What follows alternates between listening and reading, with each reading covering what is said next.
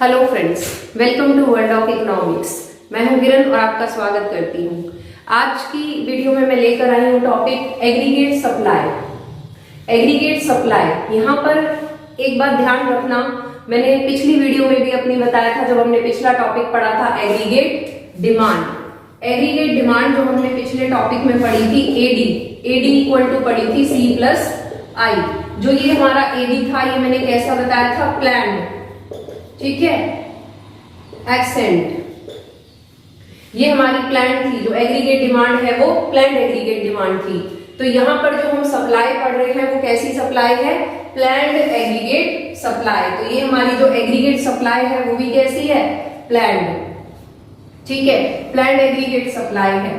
तो इसका मतलब ये कि aggregate supply refers to the money value of final goods and services. Aggregate supply क्या है बेटा, money value of final goods and services that all the producers are willing to supply.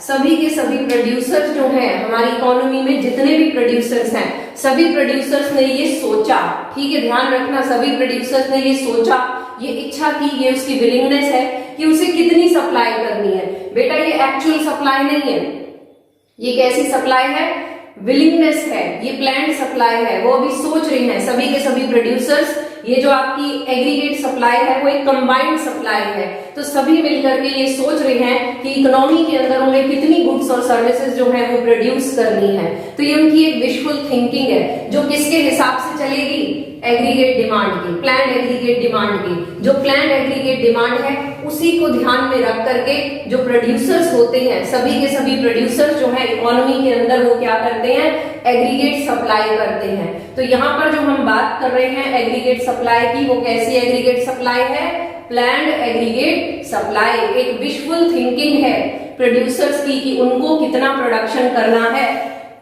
During an accounting year या in a given period of time. एक time period के अंदर उनको कितनी supply करनी है, ये उन्होंने सोचा, ये उन्होंने प्लानिंग करी, ठीक है। तो ये हमारी जो है प्लान है, ये एक्चुअल नहीं है। थोड़ा सा और आगे चलते हैं, AS is equal to Y is equal to C plus S, ये लिखा मैंने, AS is equal to Y is equal to C plus S. अब बेटा जो एएस है, एग्रीगेट सप्लाई, जितनी वैल्यू होती है गुड्स और सर्विसेज की, जितनी वैल्यू होती है गुड्स और सर्विसेज की, उसी वैल्यू के बराबर आगे क्या आती है, इनकम आती है। कोई भी गुड है, कोई भी कमोडिटी है, उसकी जितनी भी मार्केट वैल्यू है, वही मार्केट वैल्यू आगे क्या होती है, सामने इनकम बनती है। तो इसीलिए हम एस को क्या लिख सकते हैं, वाई लिख सकते हैं। वाई क्या है आपका, इनकम, ठीक है बेटा, वाई आपकी क्या है, income. As aggregate supply, planned aggregate supply, ध्यान रखना, बार बार बोल रही हूँ, प्लान्ड एग्रीगेट सप्लाई। तो प्लान्ड एग्रीगेट सप्लाई किसके बराबर है, इनकम के बराबर, क्योंकि जो गुड्स की मार्केट वैल्यू होती है उसी के बराबर आगे क्या मिलती है, इनकम मिलती है। अब इनकम है, इनकम को हम क्या करेंगे, इनकम को दो हिस्सों में बांटते हैं। हमारे पास जो पैसा आया उसमें से कुछ पैसा हमने क्या कर लिया, कंज्यूम कर लिया, अपनी जरूरतों पे, अपनी रिक्वायरमेंट्स पे खर्च कर दिया, ये हमारी कंजम्पशन, ठीक है। जो हमारे पास इनकम आई उस इनकम में से हमने क्या कर ली, कंजम्पशन कर ली, ठीक है बेटा। मान लिया हमारे पास कितने पैसे आए 100 रुपए, 100 रुपए हमारी क्या है, इनकम। इसमें से हमने खर्च कितने कर दिए, 50 रुपए, ठीक है, और बच कितने गए हमारे पास, 50 रुपए। ये सेविंग हो गई और ये कंजम्पशन हो गई। जो इनकम हमारे पास आई उसमें से कुछ पैसा हमने खर्च कर दिया अपनी जरूरतों के ऊपर, और बाकी जो बच गया वो हमारी सेविंग्स है। तो वाई क्या होती है या एएस क्या होती है, is equal to C plus S, ठीक है। तो AS is equal to Y is equal to C plus S. जो हमारी एग्रीगेट सप्लाई है वो किससे मिलकर के बनी है, कंजम्पशन प्लस सेविंग, ठीक है बेटा। इसको जो है फटाफट से लिख लो, इसका स्क्रीनशॉट ले लो, फिर हम आगे इसे टेबल से समझेंगे। टेबल से देखते हैं, टेबल वही ले रही हूं जो मैंने पिछले टॉपिक के अंदर ली थी, सेम टेबल से ही हम इसको आगे बढ़ाएंगे। 0, 20, 40, 60, 80 ये ली थी मैंने इनकम। तो अब इसे क्या लिख लेंगे, income Y equal to AS, ठीक है। ये हमारी एएस है, वाई है, अभी इसको वाई ही रहने देते हैं, एएस निकालते हैं, ठीक है। ये हमारी हो गई वाई, सी कंजम्पशन, कंजम्पशन क्या लेके चले थे बेटा 20, 30, 40, 50, 60 ये ली थी हमने कंजम्पशन। सेम टेबल ले रही हूं। उसके बाद है हमारी एस, सी प्लस एस। अब हमने सी तो लिख ली, एस कहां से आएगी? एक और बात बताती हूं, एक और फॉर्मूला जो हमारी सेविंग है, इनकम मैंने बताई equal to C plus S. अगर हमारे को सेविंग निकालनी होगी, ये सेविंग निकालनी है तो क्या करेंगे? Income minus consumption. इनकम में से मैंने क्या कर दिया? कंजम्पशन को माइनस कर दिया, तो हमारी क्या बच गई? सेविंग बच गई। तो ये हो जाएगी हमारी saving y plus C, y minus C. ठीक है, saving is equal to income minus consumption. तो 0 में से 20 गए तो -20, 20 में से 30 गए -10, 40 माइनस 40 0, 60 माइनस 50 10, 80 माइनस 60 20। ठीक है बेटा, सेविंग पहले नेगेटिव है, उसके बाद 0 हो गई और फिर पॉजिटिव हो गई। सेविंग नेगेटिव कब है इसको देख लेते हैं थोड़ा सा। सेविंग्स हमारी नेगेटिव कब है? जब हमारी consumption is greater than income है। ठीक है, इनकम तो है 0 लेकिन कंजम्पशन कितनी है? 20। जब हमारी कंजम्पशन इनकम से ज्यादा होगी तो हमारी सेविंग्स कैसी आएंगी? नेगेटिव। तो यहाँ पर सेविंग्स क्या है? Negative when consumption is greater than income. ये सिचुएशन, यहाँ पर जितने पैसे कमाए उतने पैसे क्या कर दिए? खर्च कर दिए। 40 रुपी हमारे यहाँ 40 रुपी क्या कर दिए हमने? खर्च कर दिए। तो हमारी सेविंग्स क्या आ गई? 0। ठीक है, सेविंग्स हमारी आ गई 0। 60 माइनस 50 10। अब ये सिचुएशन आ गई, जैसे जैसे पैसा बढ़ता जा रहा है कंजम्पशन भी हम बढ़ा रहे हैं, लेकिन कंजम्पशन को इनकम के प्रोपोर्शन में इंक्रीज नहीं कर रहे हैं। ठीक है, कुछ इनकम का हिस्सा हमने क्या करना शुरू कर दिया? सेव करना शुरू कर दिया। ठीक है, तो ये हमारी सेविंग्स हो गई। और ये जो ऊपर वाली सिचुएशन होती है इसको क्या बोलते हैं? डिससेविंग्स। क्या है बेटा ये? डिससेविंग्स। और यहाँ पर क्या स्टार्ट हो गई? सेविंग्स। ठीक है, ये सिचुएशन डिससेविंग्स की है। कंज्यूमर जो है क्या कर रहा है? कंजम्पशन कर रहा है, भले ही उसकी इनकम क्या है? 0। इनकम जो है वो कम है लेकिन फिर भी कंजम्पशन 0 नहीं है, डिससेविंग्स है। पिछली वीडियो में मैंने बताया था, चाहे वो क्या करेगा?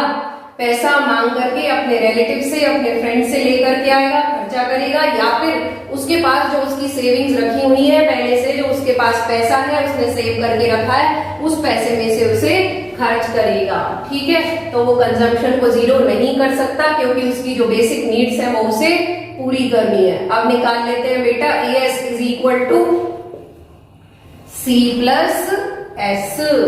ठीक है, ये रही हमारी कंजम्पशन और ये रही हमारी सेविंग। इन दोनों को क्या कर देंगे? प्लस कर देंगे 20। और ये क्या है? -20। 20 प्लस -20 कितना आ जाएगा बेटा? 0। ठीक है, 30 में से 10 गए तो हाँ जी 20। C प्लस S है बेटा, कंजम्पशन प्लस सेविंग। तो 40 में 0 प्लस करेंगे 40। 50 प्लस 10 60। 60 प्लस 20 80। ठीक है, जो एग्रीगेट सप्लाई है, अब जरा देखो, ये एग्रीगेट सप्लाई और ये जो इनकम है ये दोनों क्या आ गई? एक दूसरे के इक्वल आ गई। ठीक है, जितनी हमारी एग्रीगेट सप्लाई है उतनी ही हमारी क्या है? इनकम। तो इनकम और एग्रीगेट सप्लाई दोनों एक दूसरे के इक्वल होती हैं। क्लियर हो गया बेटा? तो इसीलिए हम एग्रीगेट सप्लाई को क्या कह सकते हैं? इनकम कह सकते हैं। AS is equal to Y is equal to C plus S। चलिए इसका जो है डायग्राम देखते हैं। ये सब क्लियर हो गया? डायग्राम एक्स एक्सिस पे आ जाएगी आपकी इनकम, ये Y। ठीक है, इनकम को किससे डिनोट करते हैं? Y से डिनोट करते हैं। ये आ गई आपकी इनकम और यहां पर आपकी आ जाएगी एग्रीगेट सप्लाई। ठीक है, ये हो गया आपका ओरिजिन। चलिए कितना है? 0, 20, 40, 60, 80, 100। ये हो गई आपकी एक्स एक्सिस। और अब बना लेते हैं अपनी वाई एक्सिस। वाई एक्सिस पे हमें क्या बनानी है? एग्रीगेट सप्लाई 20, 40, 60, 80, 100, 80 तक है, 100 तक ले लिया, कोई बात नहीं। ठीक है, अब देखो इनकम कितनी है, 0, इनकम 0 पर एएस कितनी है, 0, ये रहा, ओरिजिन से स्टार्ट हो जाएगी। ठीक है, फिर इनकम 20 है, एएस भी कितनी है, 20, बराबर बराबर है दोनों, 20 20, फिर 40 पर 40, 60 पर 60, 80 पर 80, 100 पर 100, ये बन के आ गई आपकी बेटा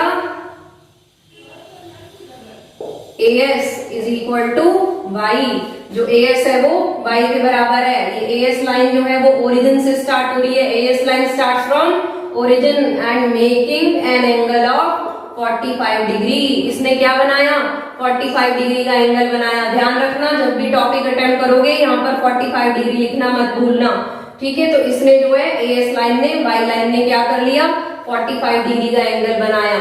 ठीक है, y लाइन इज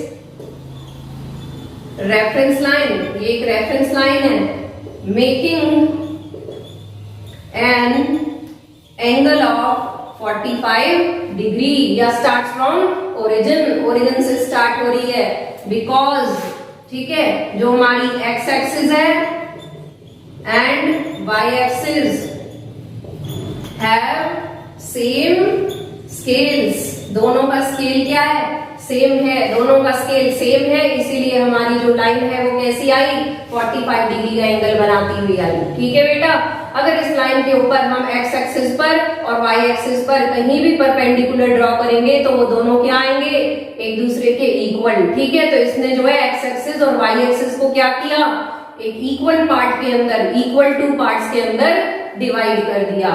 ठीक है, समझ में आ गया बेटा। तो ये बन गया आपका AS लाइन। AS लाइन किसके इक्वल है, y, AS is equal to y आ गया और 45 डिग्री का एंगल बनाती हुई जा रही है। चलो जल्दी से इसको जो है स्क्रीनशॉट ले लो, फिर हम आगे इसको कंटिन्यू करते हैं। तो आज की इस वीडियो में बेटा हमारा जो टॉपिक है, हमने एग्रीगेट सप्लाई देखा। ठीक है, ये ध्यान रखना, एग्रीगेट सप्लाई जो है वो मैंने कैसी बताई, प्लान्ड, ये प्लान्ड एग्रीगेट सप्लाई है, एक्चुअल एग्रीगेट सप्लाई नहीं है। ठीक है, अगली वीडियो के अंदर जो है हम इसको कंटिन्यू करेंगे और अगली वीडियो के अंदर हम देखेंगे propensity to consume and consumption function. Thank you, have a nice day.